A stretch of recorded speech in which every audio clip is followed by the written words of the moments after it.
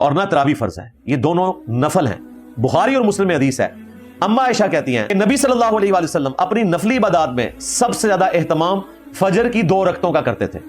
الفاظ ہیں نفلی، نفل ان کہتے ہیں اضافی کو۔ میں نے ایک ویڈیو میں فالتو لفظ بولا تو انہوں نے کہا جی اس نے سنت کی توہین کر دی ہے۔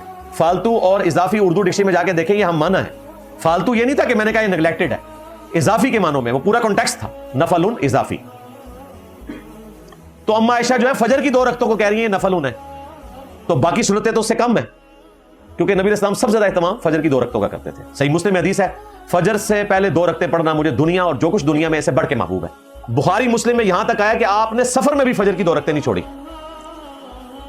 فرض سے پہلے والی 2 رکعتیں۔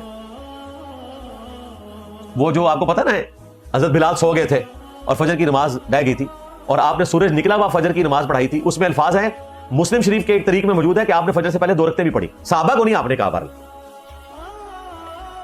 لیکن خود پڑھی تھی، آپ خود نہیں چھوڑتے تھے سفر میں بھی فجر کی 2 رکعتیں۔ ان کے لیے بھی بخاری مسلم میں آیا کہ نفل ہیں، تو تراویح بھی نفل ہے، پڑھیں۔ ہم تو بہت اہتمام کرتے ہیں، باقی نوافل کا بھی اہتمام کرتے ہیں، اور تراویح صرف رمضان میں نہیں ہے، رمضان کے علاوہ بھی پڑھا کریں، 11 رکعتیں ہیں۔ بخاری مسلم میں حدیث ہے، رمضان ہو یا غیر رمضان نبی علیہ السلام 11 رکعتیں پڑھا کرتے تھے۔